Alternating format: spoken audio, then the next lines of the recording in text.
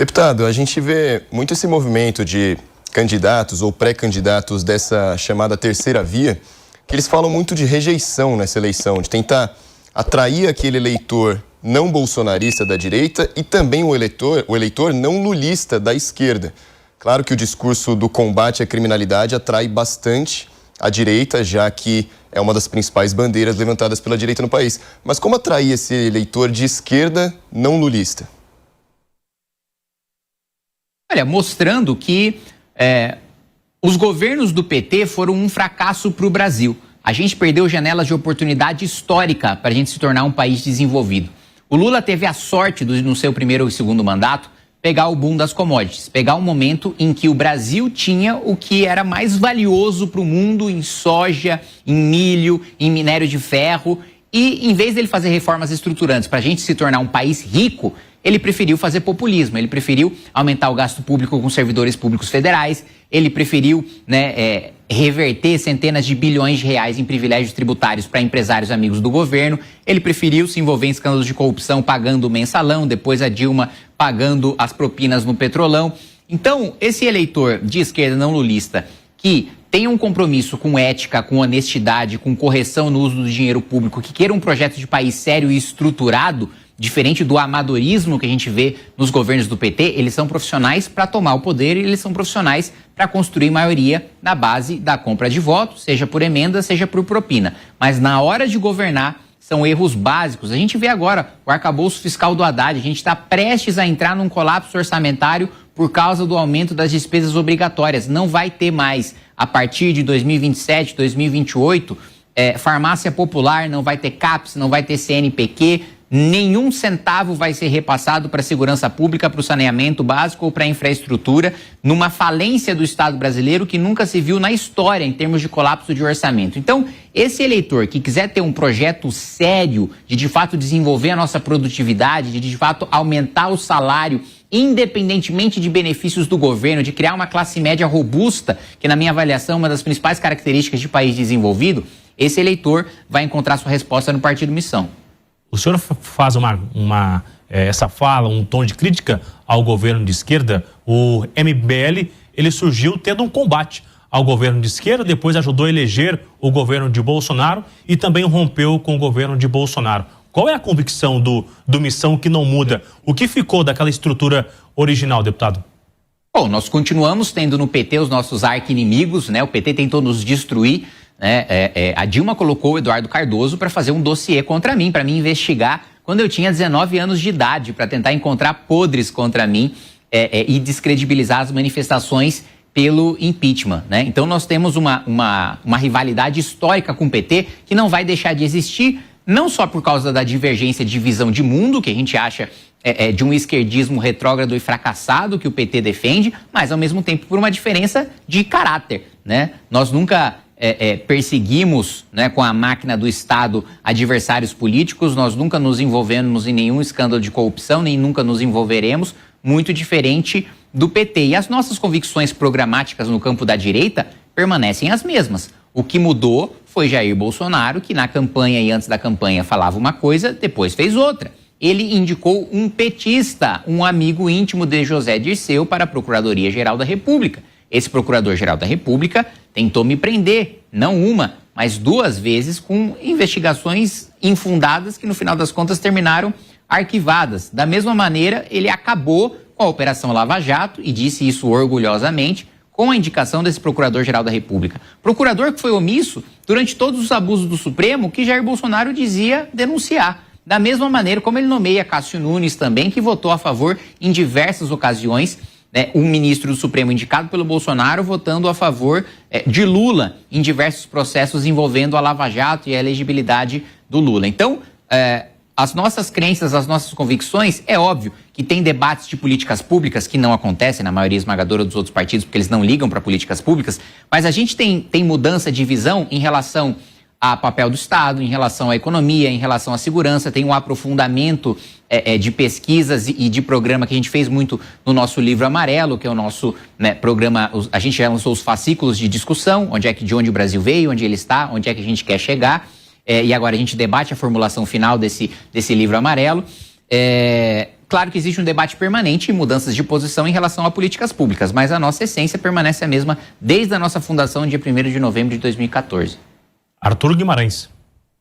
Deputado, o senhor já afirmou em entrevista que rejeita votar tanto em Lula quanto em Flávio Bolsonaro.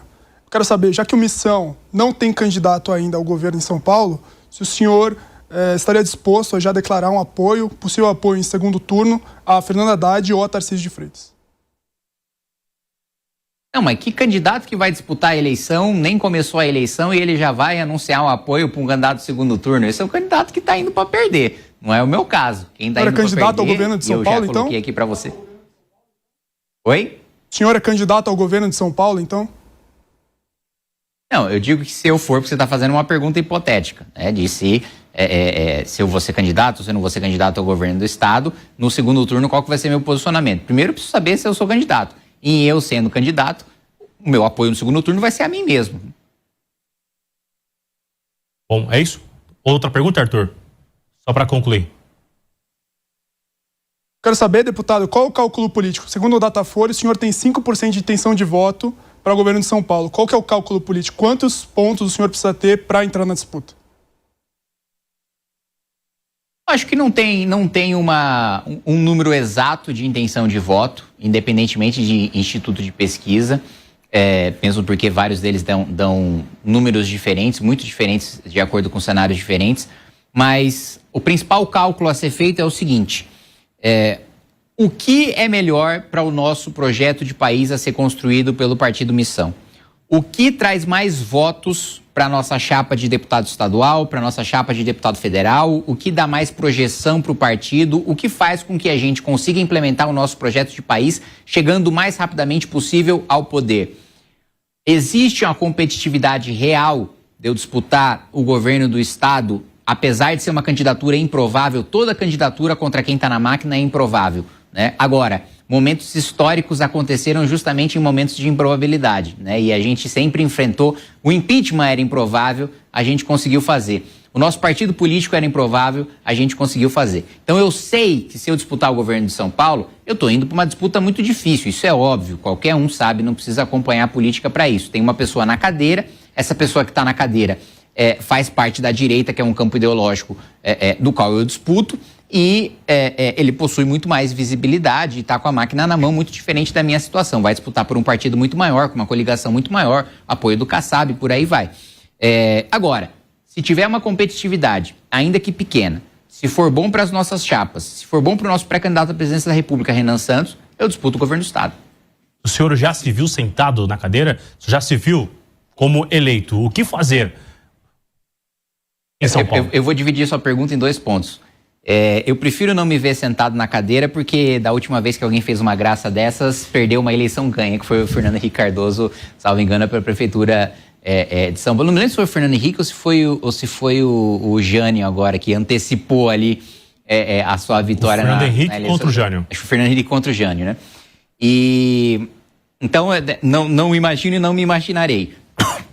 Agora, em estando no governo do estado de São Paulo, primeiro, eu acho que tem uma divergência fundamental entre mim e o governador Tarcísio de Freitas na coragem de enfrentar privilégios do Ministério Público e do Judiciário.